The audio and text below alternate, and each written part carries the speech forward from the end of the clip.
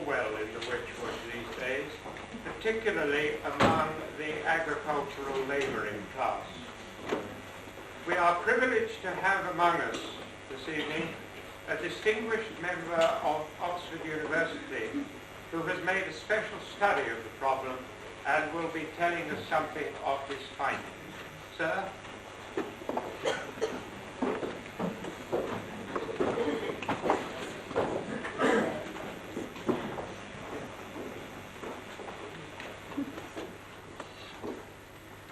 Good evening, ladies and gentlemen. You're all familiar with the monument erected 7 years ago on the village green at Shipton for the 17 men, women and children from the village who perished in the loss of the ship Cospatrick. This monument may be taken as a reminder not only of the disaster itself, but also of the Wychwoods' considerable part in the peopling of New Zealand during the early 70s.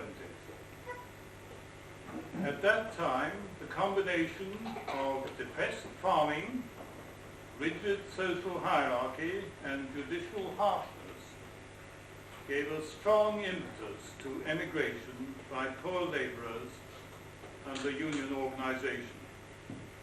But what did they hope to get at the other end? In November '73, Charles Carter, the New Zealand recruiting representative, at a meeting in Milton, attended by 600 people, described the advantages of his country in climate and beauty, superior to any other colony in the world. He said that in 2 years, his ships had taken out 10,000 emigrants without a single shipwreck. 3 weeks later, 3 families from Milton, with 22 children between them, left for Hawke's Bay, North Island. With them went a family of 7 from Tainton, called Harding. The ship reached Napier in March 1874. The Hardings stayed 14 weeks with friends from Burford, named Smith, while their own cottage was being built. Then Sarah Harding wrote in July, "I must tell you, the children are getting quite fat, and so is Ted. As for myself, I can't remember the time when I felt so strong and well. I suppose it's having plenty to eat of good, substantial food. You know we didn't have enough in the old country. The price of wages out here is 7 and 8 shillings a day, from 8 o'clock in the morning till 5 at night. If it keeps fine this month, Ted's wages will be about £13. Don't you think that's better than working at home for £2.16? Tell John Pinfold there is no sitting under the hedge gnawing a piece of bread and onion and talking over bad times. Ted hasn't got a horse yet, but is thinking of getting one soon. I have been on Mr. Smith's pony. They say I'm a good jockey, better than Mrs. Smith.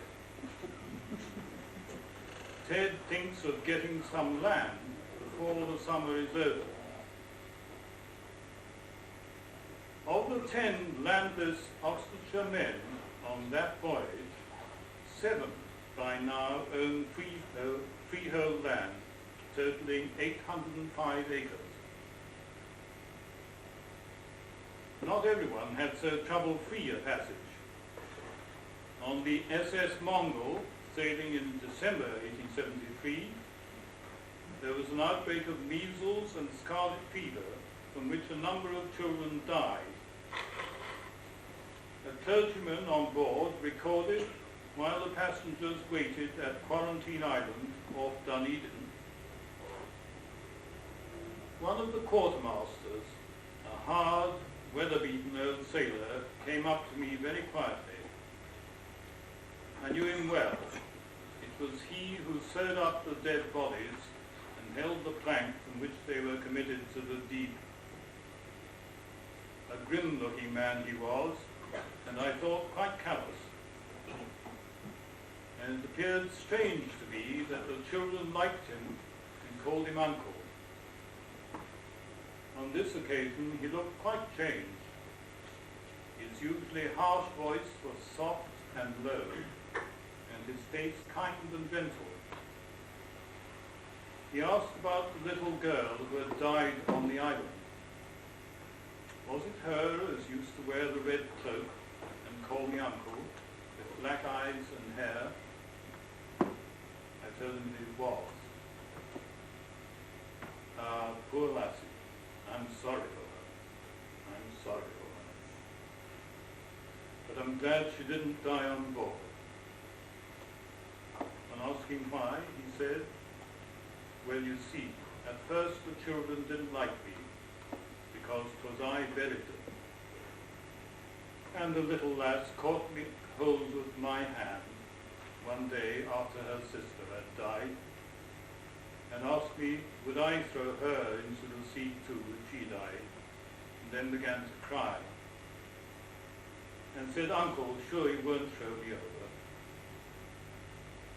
So I promised her I would not, neither would I.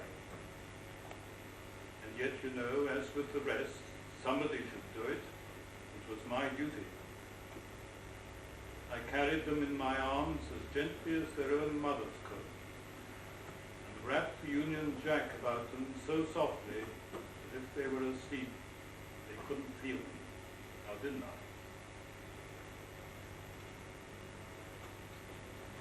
The mother of that little girl, who lost 3 of her 4 daughters, had the courage to write home 6 months later, if you want to come out of bondage into liberty, come out here. Joe says he would get you all such a meal as you never had at home. But start when we did. We never had a storm all the voyage. We should have come over beautifully if it had not been for the fever. 10 years on, she and her husband have a family of 4 daughters and 2 sons, and own a small farm in North Island. With such brave and enterprising men and women, it isn't surprising that they were attracted to a new life and have made a success of it. So ships left regularly for the next 12 months, taking many emigrants, including 2 of the Ascot martyrs, and the one babe in arms, and John Pinfold of Tainton. Then came the Cospatrick.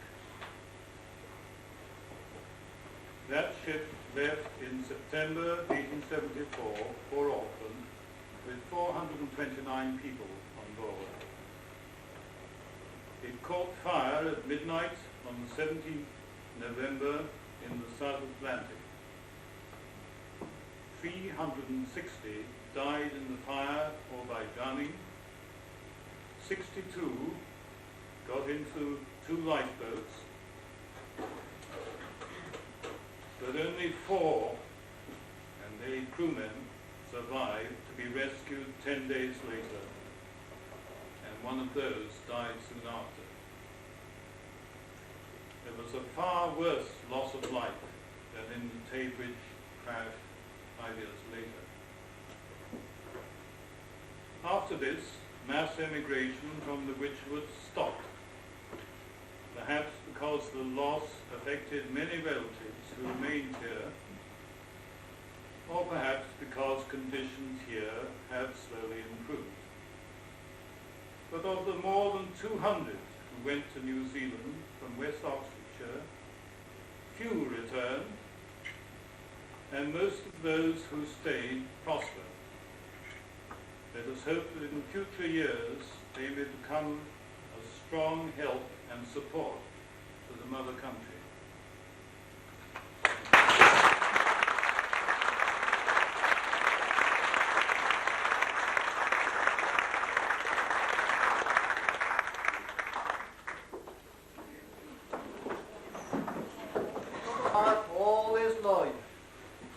fail to Milton village, for all good times and for all strife.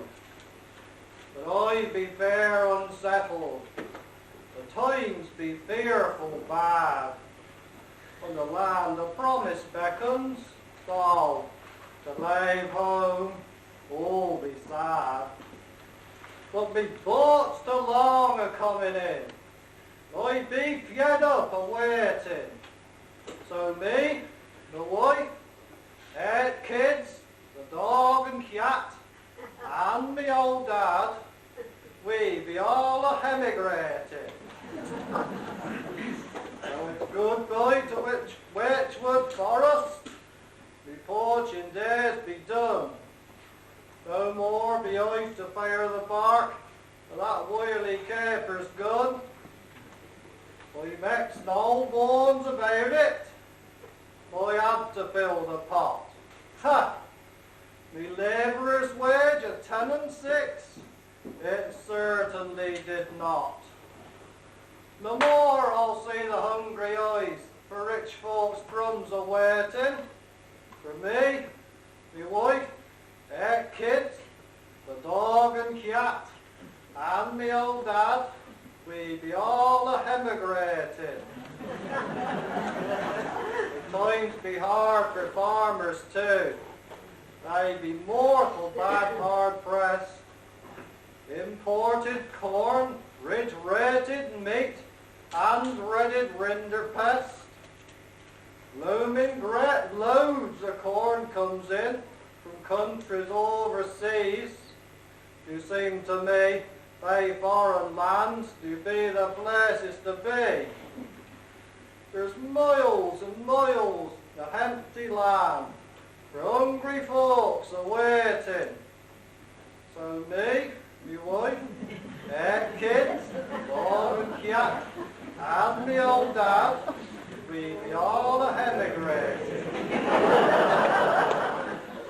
The only one they did set up to help the likes of me, but a mating held on Milton Green, we all subscribed their fee.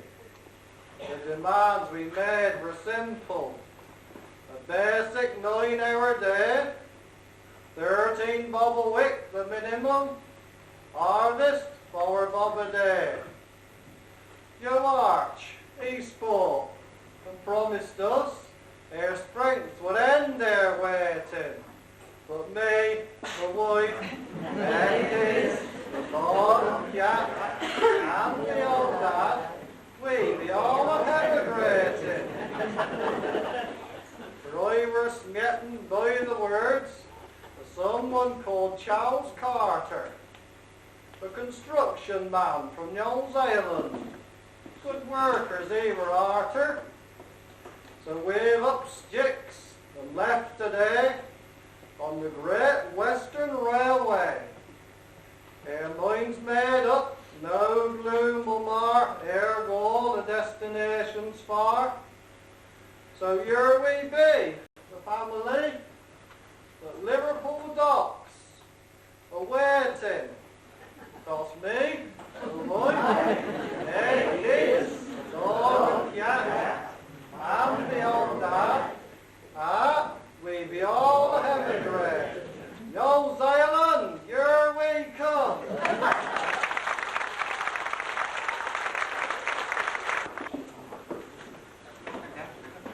Whilst my pianist says, just hang on a minute, Vicar. It's not the sort of language we're used to.